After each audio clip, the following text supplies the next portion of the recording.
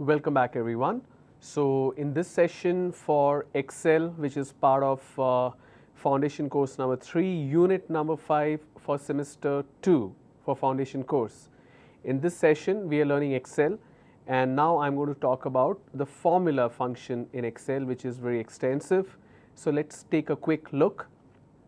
A formula is a set of mathematical instructions that can be used in Excel to perform calculations. Formulas are started in the formula box with an equal sign. So I can directly type a formula with an equal sign. There are many elements to an Excel formula. Reference the cell or range of cells that you want to use in your calculation.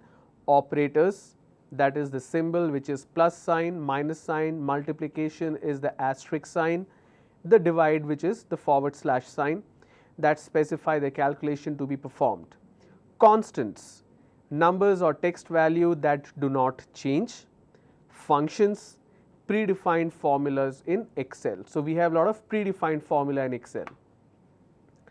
To create a basic formula in Excel, select the cell in the formula, type equal sign and the formula and press enter key.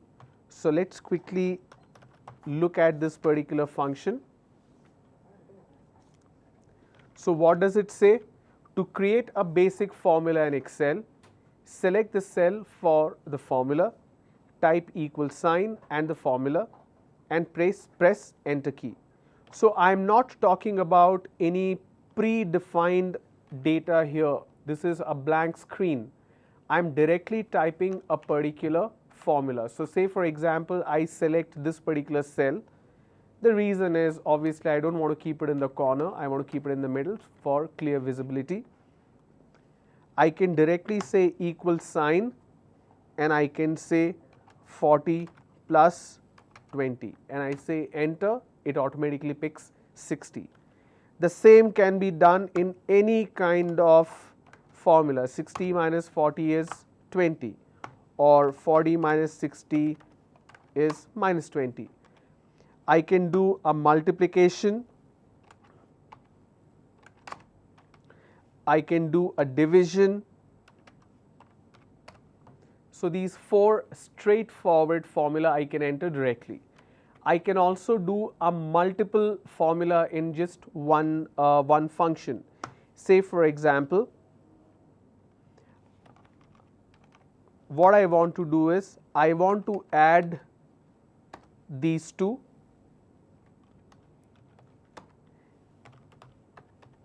Then I want to subtract this particular number, then I want to multiply with this number. Okay. So first and foremost what I will do, I will say 20 plus 120 minus 121 multiplied by 3. So it's minus 223. So this is what I got. So let's quickly check if it's accurate. So this is 140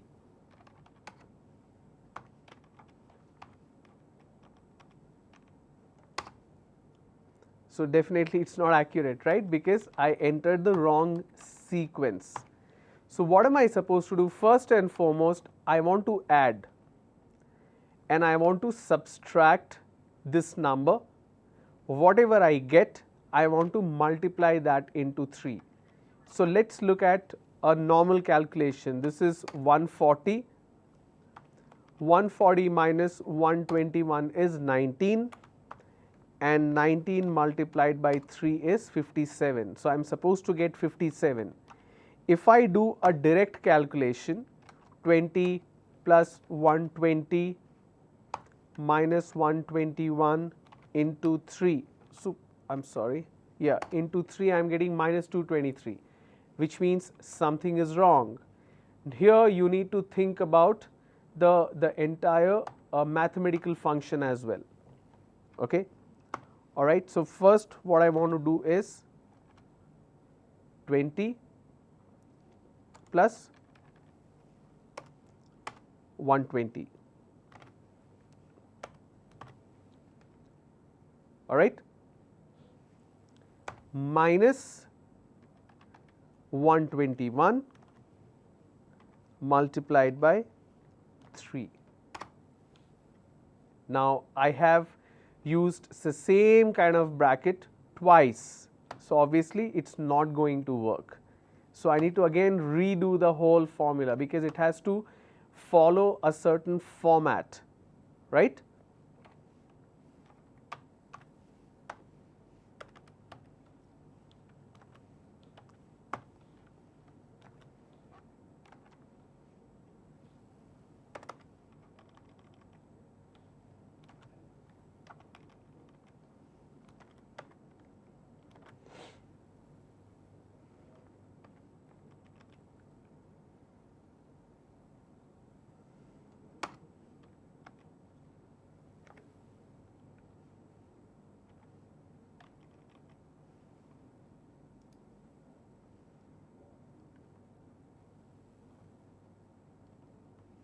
It's still not giving me the right figure, so I need to figure this out. So, the point that I am trying to make is I can have multiple formula or multiple function as a part of one formula. So, I am going to look at this again. For some reason it is not working. Okay. Let us go back to the PowerPoint. A function is a built-in formula in Excel. A function has a name and arguments. Argument means a logical sequence. The mathematical function in parenthesis. Common functions in Excel: sum adds all cells in the argument, average calculates the average of the cells in the argument, minimum finds the minimum value, max finds the maximum value, count finds the number of cells that contain a numerical value within a range of argument. So, let me explain this particular slide to you. Say for example, if I have a series of numbers,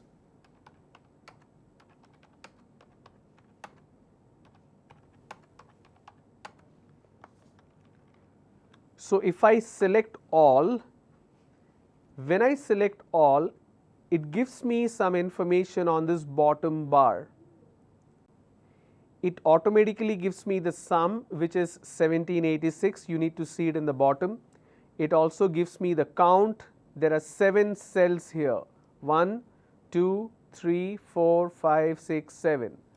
So, there are 7 cells which has data. If I create a gap in between, it will still show me 7. Even though I have selected 8 cells, it will still show me count as 7 only. It automatically gives me the average. Okay.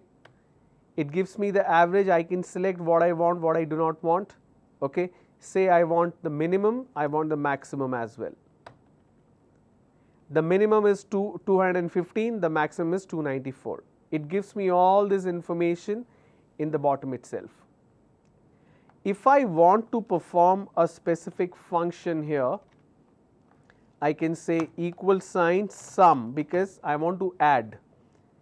So, instead of saying, now when I am moving the keypad up and down arrow key, this is left and right arrow key, I can either do this or I can use the mouse cursor. When I do that, it automatically shows the cell address, it is B2.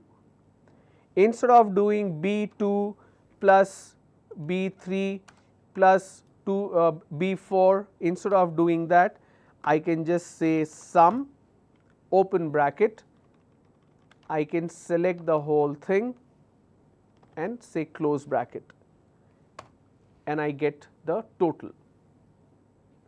Here if I want the average, I can just say average, select all, and this is the average 255.1429.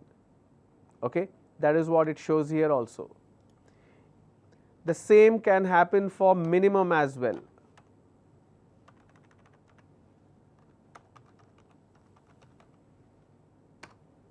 It is not picking up now. I think I need to put a.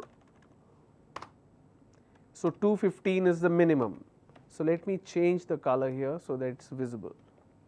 If I want maximum, I need to say MAX 294 is the maximum. So these are some straightforward functions in terms of the formula. Okay. Now if I want to use the built-in function in Excel, so I can click here, which is the function key. Now you will see a list of operations here. Okay. Now this says most recently used. I can use any kind of formula or function which is available here. Excel formulas: to calculate a function, click the cell where you want the function applied, click insert function button, click the function, click on OK, complete the number 1 box with the first cell in the range that you want calculated and click on OK. Basically, instead of doing this direct operation, I can use the Excel functionality also. I need to click here which says insert function, and I want to take the average. When I say OK, it will ask me for the range. So range number 1 is this till this. Okay. And I can just say OK. If I want only 2 particular cell, I can say average, OK. Identifier 1, I want this. Identifier 2, I want this. I want only 2 different cells. I can add 3. The moment I say OK, it gives me the average. Now if I want to see which cells it's picking up, I just have to say F2, it will automatically highlight. Or I can just click here, or it will automatically highlight which cells. So let me do this again. I click on the formula button. I want to pick the average. My number 1, say I want a range, this and this. There cannot be a gap in a range, remember. The second one is this and this, which is B6 and B7. And I say OK, and this is the average. If I click F2 on the keyboard, it will show me it's picking average from which cell range. The same thing happens with other functions also. All right. So let's go back. Function library. The function library is a large group of functions on the formula tab of the ribbon. These functions include auto sum, which easily calculates the sum of a range, recently used, all recent use functions, financial, accrued interest, cash flow, return rates, and additional financial functions if you want to perform any kind of complex formula here, logical and if true false, text based function, date and time, functions calculated on date and time, math and trigonometry, any kind of mathematical function. So let's take a quick example. So where do I go? I go to formula and I click on logical. So I can have a true or false. I can also have an auto sum. For example, this particular area I want to have an auto sum. So I can just click here. It will pick all the ranges automatically, and I can say enter. Okay. I can directly go here and look at recently used function. Instead of going here and do it, I can click here also. All right. For example, I want to count between all these ranges, and it says 7 because there are 7 cells with data. Financials. So there are multiple functionality here which is not completely relevant to you right now. So basically this particular ribbon will give you all the required functions or the formula that you need to use. Okay. Now, what I want to do is I want to create a particular Excel sheet, and we will make graphs out of it. We will make certain complex functions out of it. Clear? So let's go ahead. I want to pick a predefined data which I may have instead of creating a data from the scratch. Just a moment.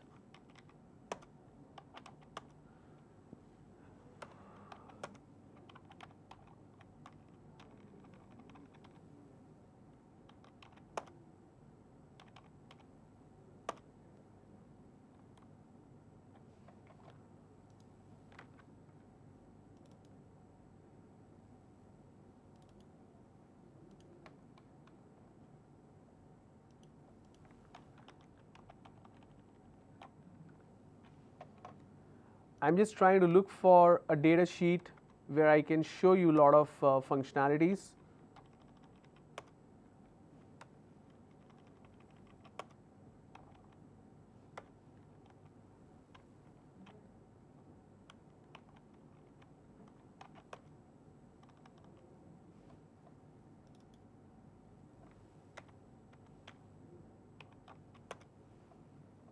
Okay, I think this should work.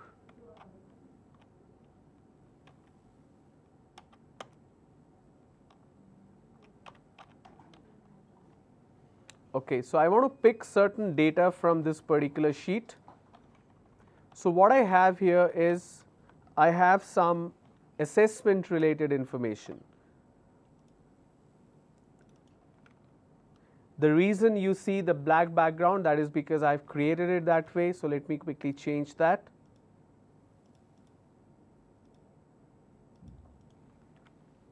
So I have name of college. They have taken certain assessment.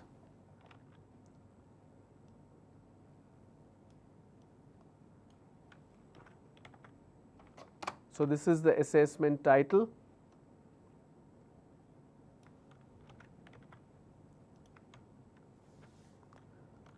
Just a moment.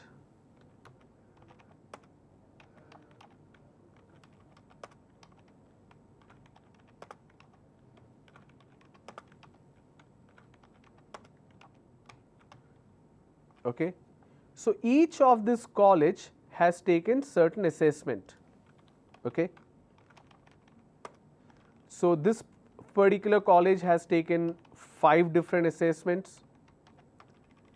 The second college has taken 3 different kind of assessments. I'm just creating a quick document so that this is easier for you to understand how to perform certain functions. Okay. And here I have number of students who participated.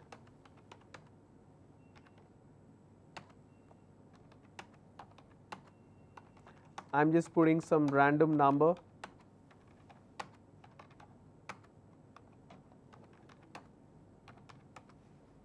I want to make it central aligned because all my data should be central aligned.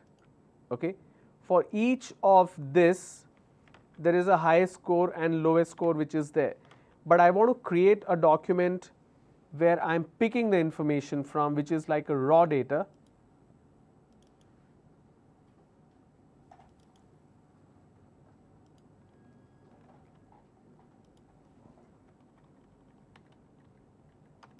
Say for example, I'm picking a data from here. So this will be much more easier.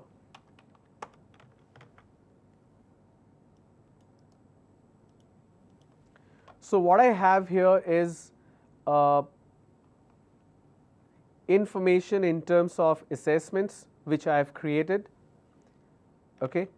So I have this test number. Let me move this here.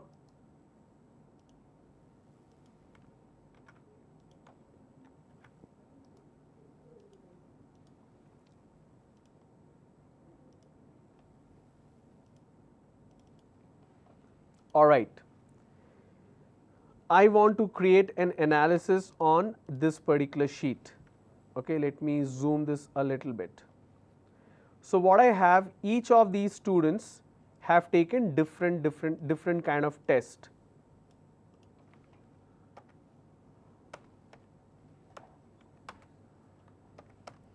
I want to change the test ID.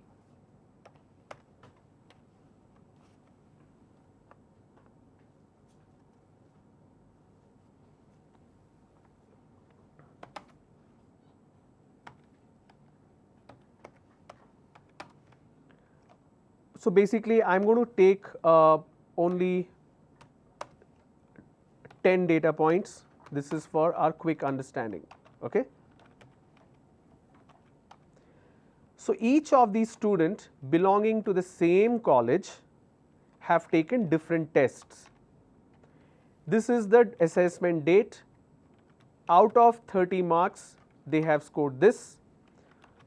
So I don't know what is the score, what is the percentage. So let me expand this just a little bit more. I hope this is visible now. First and foremost, what I need to do is I need to put a percentile around it in terms of score. How will I do that? I will perform a function equal sign this divided by this, that is 30. Okay.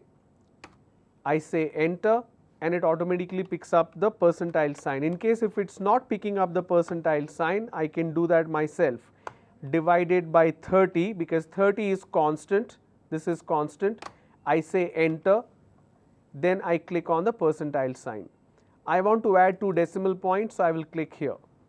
Now I want the same formula to be applied to everybody. So this is my score. I will make it bold because this is an information which is important for me. So let me put borders around each and every cell. So this is my data right now. Let me close the remaining sheet. I don't really want to have multiple sheets creating confusion for me.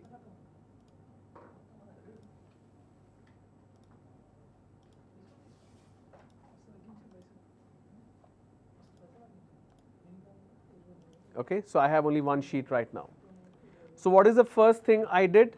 I put a percentile here. Now I want to create analysis. Okay, analysis is basically who is the highest scorer. Now I cannot derive at a high score because they have taken different kinds of tests.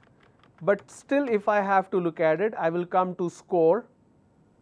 I will select all, use the tab button on my keyboard, and I will come to score and I will say smallest to largest or largest to smallest.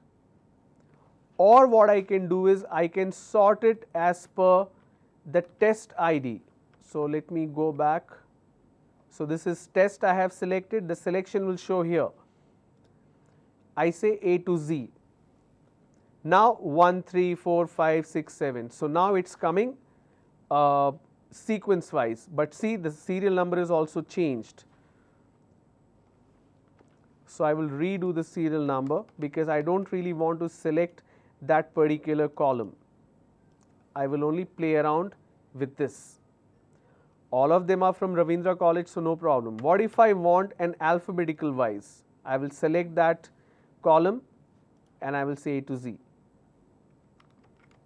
Even while alphabetical wise, I want to sort in terms of the test and the name as well. Now the scores will change, right? Now what if I want to show this as a graph? I want the test number as well and I want to show the score as well. Is it possible? Not really possible because the test number is different. What if the test number is same for everyone? Then obviously it is possible. I will pick the student name, I will pick the score and I will say insert column and I get the score.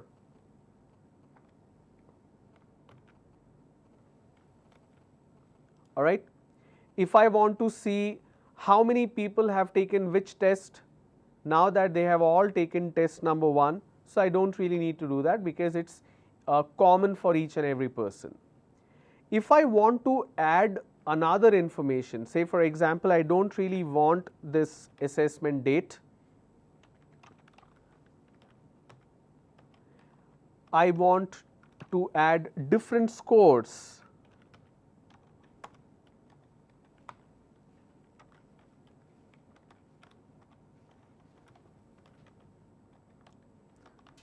So, this is score 1, or let me add a subject here. This is maths, this is science. So, I just want to randomly put some numbers.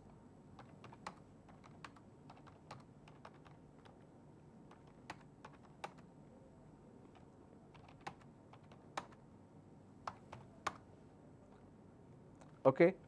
I don't really need this as well, since they are all from the same college. I don't need that too. Okay.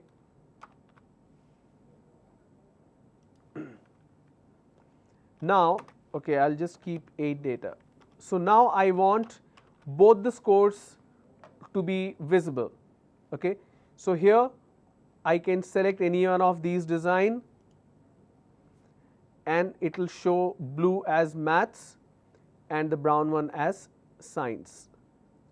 Now, I want to show you something interesting. What if I want to put attendance?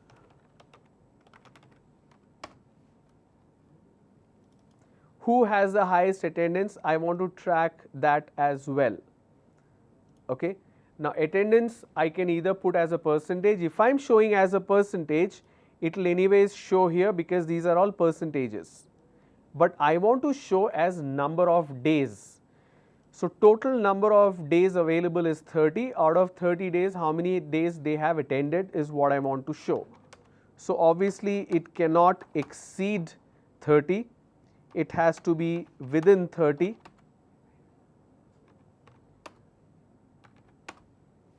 So, I want to add this information as well. How do I do that? So, I will move the graph up little later. I hope this is visible to you guys, right? So, if I drag this from the corner, it will pick that data as well, but the moment I bring it, now these numbers are direct numbers, these are percentages. So, obviously, it is going to change, right? So, everything will change. So, I will try to incorporate this attendance data as another axis, as a secondary axis. So, how do I do that?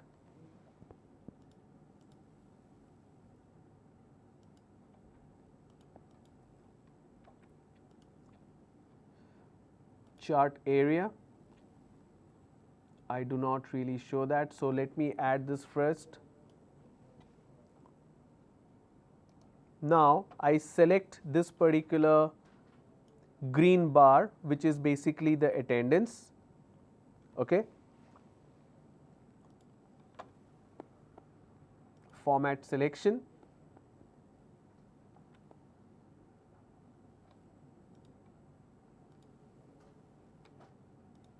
For some reason, it is not showing up. Just a moment.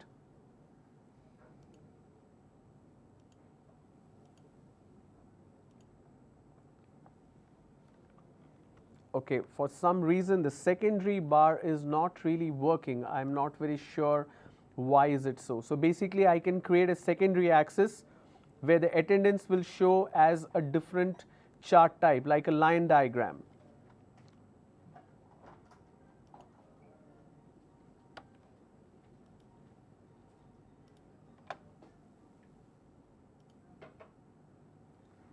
Something seems to not to work here. Okay, series attendance, format selection. Now, it is really not picking it up. I don't know, I don't really know why it is not happening.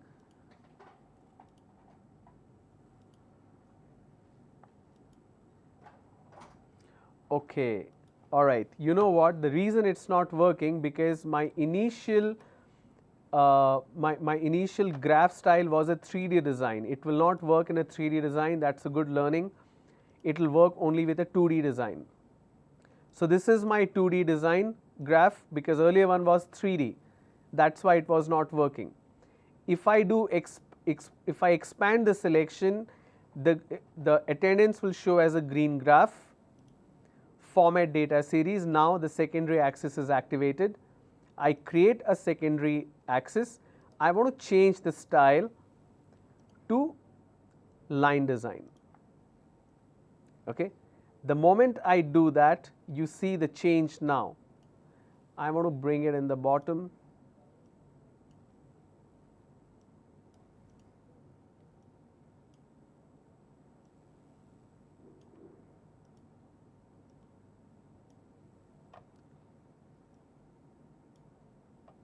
Oops. Now I want to beautify this a little bit. I don't want this line. So you see what is happening? The blue one is for maths, the brown one is for science, and this line is basically the attendance. Okay.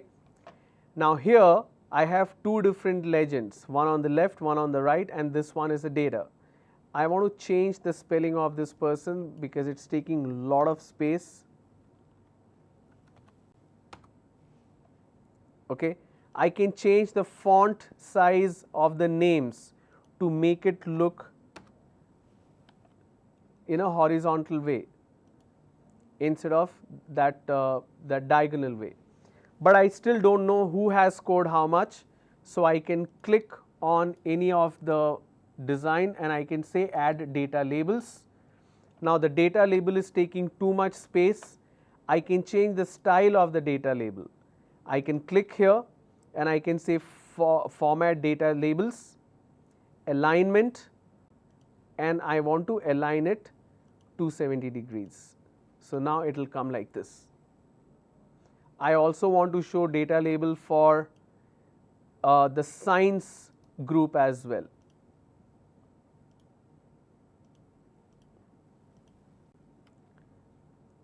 Okay.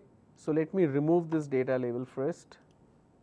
I also want to show data label for this line graph. So I can click here and I can say add data labels.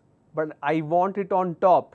Instead of doing it individually, I can click on layout, data label, I can select where I want it. So I want it above. So automatically it picks up.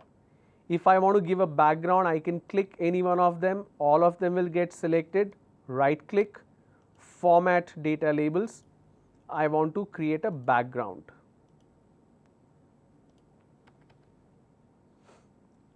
I can change the color of the line. Click on it, it says line color. I want to change it to red or I want to change it to black. Whichever color I want, I can change it. I can also change the pointer. So click on the pointer, format data series. Now marker option, you have automatic and you have built-in. In built-in you have only these designs and you can decide the size also. Say for example, I pick this diamond size, I can change, see when I am clicking up, the size is going up, when I am clicking down, the size is coming down. I can change the color of the marker. Right now it's yellow, I can change it to red. So this is how it will look like.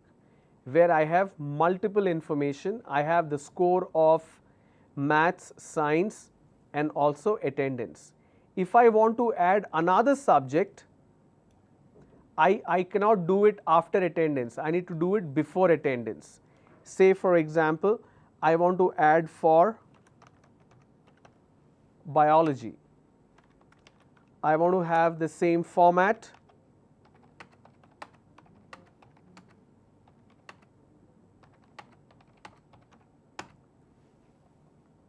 Okay. The moment I did that, it's not really showing up, right? Because I need to pick the source data, select data. So I will select the data like this again, and it will pick up. Okay. So when it comes to graphs, there are tons of things that you can do. You can create different kind of graphs.